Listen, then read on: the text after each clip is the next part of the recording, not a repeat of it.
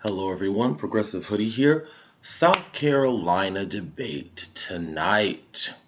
What can we expect from the candidates? I think it's going to be really interesting because this is the first debate where I feel like Bernie Sanders is not only the clear front runner, but everybody else knows that. And it's undeniable at this point. So, what I expect to see tonight is a lot of them going after Bernie Sanders. Normally, I do these breakdowns. I kind of go individually through each person, but I feel like the strategy for every non Bernie candidate is the same, and that is to try to take down Bernie Sanders. Um, Now, how are they going to do it is another question. I do believe that we'll see a rehashing of all the same stuff we've heard before. I'm sure they'll get into his health and why won't you release the medical records and America deserves to know and all of this other stuff. And I mean, I'm fine with him releasing it once the rest of you do. Because just because you're young does not mean you're in good health. There could be all sorts of problems going on with people to judge or anyone else on that stage, and not a single person on that stage is a spring chicken. Not one of them, except for Buttigieg. So if we're gonna have that standard, that's fine. Let's have it across the board. So, I mean, I don't see how that really resonates with people. Everybody pretty much knows about the heart attack. It's not a secret. And I feel like if that was going to work, it would have worked by now. Another thing that we will hear tonight, I think we can expect they'll go after the Bernie Bros again. Like, they'll never let that narrative die. I did a video on that recently, basically just ranting about that. So if you want to see me ranting and screaming and throwing things, then go watch that video about the Bernie Bro narrative needs to die. But suffice it to say, we're going to see that they're going to continue to try to rehash that. I mean, it's just that simple. Whether it works or not, whether it's stupid or not, whether it's dishonest or not. In that same video where I talked about this, I went through all sorts of posts by others who are not Bernie supporters and seen some of the despicable things that they've said to other people online. I mean, there are mean people online and everywhere. I don't understand how this is anything special to the Bernie Sanders campaign, because it's not anything special to the Bernie Sanders campaign. This is something that every campaign has to deal with. Every campaign has had to either reprimand someone or fire someone, or because at the end of the day, human beings are going to be human beings, whether they're online or offline. And human beings have an amazing ability sometimes to be really nasty to each other. I mean, it just is what it is, and especially when they're really passionate about something. So, does that mean it's okay to call people names online? No. Does it mean it's okay to um, launch unfair attacks against people? No. But I mean, when people are criticizing you for actual legitimate issues, I mean, I don't see how you can call that anything but what it is, which is a criticism. And I feel like some of the complaining about Bernie Bros is actually being directed at those who are simply saying you are wrong, you are incorrect, and you need to get your facts straight and get your life together. I mean, I'm sorry, but that's just how it works. You don't get to spread misinformation and then have all the rest of us sit down and take it. If you're going to smear Bernie Sanders, if you're going to smear this movement, we're going to stand up for it, and Bernie Sanders should do the same tonight. Every single one of you has supporters who has done bad things. I believe there was a Biden supporter that was fired, a surrogate that was fired recently. There was a Elizabeth Warren surrogate. I can't remember her name, but she was on. I remember she appeared on the Young Turks a few times, and I believe they had to give her the axe. I mean, there are a lot of people out there who say and do awful things, and they get rid of them, and it is what it is. But I don't think any candidacy needs to be judged based on what a few surrogates do or what a few followers online do. It's just very illogical. But they'll try to keep doing it because, again, they don't have anything substantive on Bernie Sanders. So they got to keep rehashing the same old garbage. Oh, Bernie Sanders did do an interview recently with Anderson Cooper, where he brought up mild praise of Castro's education system and medical system in Cuba. And of course, everyone on the internet is going, all of the neoliberals, all of the, fake woke people are like, oh, this is so offensive. What about the people in Cuba who have dealt with this authoritarian regime? What about those who have died? What about this and what about that? I mean, really? This is the epitome of concern trolling. There's nothing genuine about any of this mess. I mean, one word, well, two words, and we're done. Saudi Arabia, right? I mean, oh, yay, women can drive, yay. And I'm like, what? That place is terrible for the way it treats women, and we're gonna praise them for the fact that women can drive. Well, you know what? Yes, because when we see something positive, we're gonna try to uplift it and promote it so we can get more of it, right? We praise our kids when they do the right thing. We don't go, well, you done 15 wrong things, so even though you did the right thing, I'm gonna act like I didn't see it. That's not how we encourage and get more of what we want to see, right? And so, I mean, Cuba has a wonderful medical system. People can actually get healthcare, unlike the United States, without, declaring bankruptcy. And I think that's something worth celebrating. Here in the United States, we haven't even been able to figure out that. So, I mean, I don't think it's anything ridiculous in pointing that out, while still saying, which he did still say, that there's authoritarianism there, and that's not a good thing. I mean, I don't understand how this is even controversial. And I would certainly, everybody on that stage has had no problem using Barack Obama for their own political game. Joe Biden, like, yeah, I was his vice president. Remember when he was the president and I was the vice president? I'm just like, and then Bloomberg, who's like, yeah, practically running ads that say like Obama freaking endorsed him. I mean, trying to make it seem as though he has an Obama endorsement, a mandate from Obama that he does not have, and tricking black folks, gullible black folks all over this country, into voting for Mr. Stop and Frisk because, well, if Obama's endorsed, man, Obama hasn't endorsed this nutcase. This racist nutcase, this racist billionaire nutcase, this racist billionaire nut. I mean, it's just unbelievable to me that we're actually sitting here in a time period where everybody on that stage thinks that they can.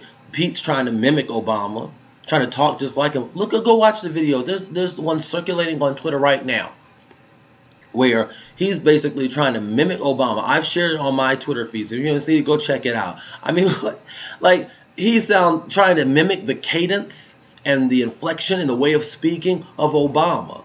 And it's just like, first you're copying off of Yang's paper. Now you're trying to mimic Obama. Do you have an original, like, bone in your body? You stole Medicare for all for your proposal. It's Medicare for all who want it. You couldn't even come up with your own name for the program, right? I mean, is there anything original about Mayo Pete? Is there anything original about this bland guy? I mean, just nothing about him that is even remotely appealing. If you want originality, if you want actual nuance of thought, there's nothing there with Pete Buttigieg but a bunch of platitudes, same old garbage, and grandstanding. Let me tell you what I can't stand about Pete Buttigieg, and I'll let this go. This video, I mean, you want to talk about a tangent? This video ain't nothing but a huge tangent, but that's okay. I'm going with it. We've already done it now. If you don't watch it, go watch. If you don't want to watch this, okay, go watch another video. So Pete Buttigieg, what I can't stand about him, I think, more than any other single thing, is that he is the most smug and arrogant person on that stage who, now it's not just that he's most smug, because, I mean, whatever. Politicians just can be like that. It's not just that he's the most smug and arrogant person on that stage. It's that he's the most smug and arrogant person on that stage who thinks he's better than everybody else and tries to project his smugness and arrogance on the rest of them. So he basically acts like they think that they're better than him because they're senators. But really, he thinks he's better than everybody else because he's from, quote-unquote, outside of Washington. Now, I think that's the single thing about Pete Buttigieg that I can't stand more than anything else. He's a smug elitist. I'm like the standard bearer for smug elitism. While he points to everyone else and is like, "Oh, these guys are so smug. They are so elitist and think that they're better than everybody else." Pete, look in the mirror. Look in the mirror, or in your case, look in the mayo, because there is absolutely no way that you can be sitting here calling this kettle black. I mean, it's just unbelievable. So, anyway, I'm done with Pete Buttigieg. Let's move on. So, we're going to see them try to come after Bernie Sanders for all manner of things. That Fidel Castro comment as well. And like I said, if I was him, I'd point to the fact that, hey, Obama basically said the same thing. Are you all coming after Obama? Are you guys disagreeing with Obama? Oh, no. It's just you got to try to attack people as it's convenient for you. Bernie Sanders better bring up Obama. I know that he has been above that, and I appreciate that he hasn't been trying to act like he's got some mandate from Obama that he don't have. But he needs to bring up Obama in this instant, because it's not a matter of Obama's opinion or trying to project what thoughts they think Obama will be thinking or that will be convenient for them out onto the world. That's not what's going on here. It's just a simple matter of saying, you know what? This is objectively what Obama said when it comes to Cuba. And so that to me is what this is about. And so he definitely needs to do that. I think Bernie Sanders had to fire a surrogate today. I'm sure that'll be brought up. Trying to think of what else. They'll get into the healthcare discussion. I mean, if I hear one more healthcare discussion centered around only the price tag of Medicare for all, not even any of these other plans or how effective they are, but primarily centered around Medicare for all, I might have to pull out my hair. The little bit of hair that I have, I'm going to pull it out because I'm just so sick of hearing it. I'm sure you are as well. What else can we expect? I mean, Tom Steyer, I guess he's qualified again from what I've heard. So I guess he'll just agree with everybody else on the stage. I mean, he's good at that. Pete Buttigieg, expect Pete to put on like a new level of just absolute unbearableness. I mean, he's just going to be so unbearable tonight. So just expect it. I will be going over to my friend's house to watch it with them because I'm going to need emotional support tonight. I can tell you that right now. I already know I'm gonna need it because it's going to be just ridiculous the way they're going to come after Bernie Sanders. Unfair. Just everybody prepare for that. And then we need to use our platform. What's our platform? It's the internet. It's Twitter. It's Facebook. And we need to take to these forms of media tonight and correct all of the smears, all of the lies, all of the garbage, all of the nonsense, because there will be plenty of it.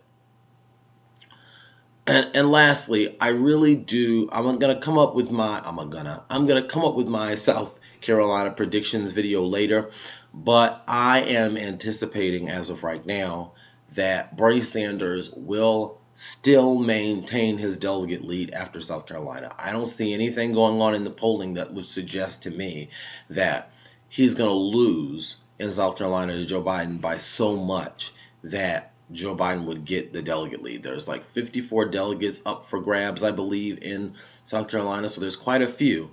But the way they're polling right now, Bernie Sanders is catching up to Joe Biden, and it's pretty close. So I really don't think we're going to see a blowout like we saw from Bernie Sanders in Nevada, not at all. And so I think we're going to see Bernie Sanders acquire enough delegates to be able to say, you know what? He still has the delegate lead, and I think that's going to be good. Winning South Carolina for Joe Biden is not about some boost. It's not about some catapult into being the front runner again. For him, winning South Carolina is just simply to stop the bleeding, quite frankly. And so if he even finishes a close second to Bernie Sanders, he needs to immediately go out and suspend his campaign. I mean, I'll be happy if he doesn't, because continue to split up that centrist vote. Although again, there's no evidence to suggest that every single centrist would automatically rally behind other centrists. There's absolutely no evidence to prove that. But I do like the fact that I know a certain portion of them would be going to another centrist, and I like the fact that they're all really splitting up a lot of voters. So I think it's great. He can continue for as long as he likes. But if I was running that campaign, it would be absolutely embarrassing to finish second in the firewall, quote unquote, of South Carolina. It should absolutely be disqualifying to his whole thing that he's run on, which is that I am the electable candidate. You haven't won a single election out of four. We've had four primaries / caucuses, and you haven't won a single one. The best you can finish is second. Try finishing second in the general. How's that going to work out for everybody? Oh, yeah, we're going to end up with another 4 years of Donald Trump. You got to start putting some ones, some W's on that board. We need first place ordinals here, and he's not able to produce them. So, look, South Carolina is make or break time. A lot of people are like, oh, no, it's not make or break time for Joe Biden, Super Tuesday. Bernie Sanders is killing it in Super Tuesday states. Have you checked any polls? As of right now, he's killing it. Do you think him beating Joe Biden in South Carolina is going to slow that momentum down? No, that will only add to that fuel, add to that fire, and create more momentum. Plus the fact you've got Bloomberg, another centrist, jumping in the race when the Super Tuesday states come. Oh, it's a wrap. It's a wrap. Bernie Sanders is guaranteed the plurality. It's just going to be about whether the Democratic Party has the nerve to stand up and say, you know what, we're going to go with the candidate that the people support, or if they're going to try to fight against it to the detriment and the destruction of their own party. That's what's at stake here. That's the only question. That's the only question. So we'll see what happens. We'll see what their answer to that question is. But it is not like, oh, well, I don't know what's going to happen. No, if he wins South Carolina, it's over. It's over. He is definitely going to have a plurality and probably most likely a majority, because this momentum is just going to build in places where he's already killing it, like California, which has a huge delegate haul, Texas, which has a really big delegate haul. These are going to be places where he's going to kill it if he wins in South Carolina, guaranteed, guaranteed. So anyway, thanks everybody for tuning in, and I hope you all enjoy your Tuesday. I sure will. Bye.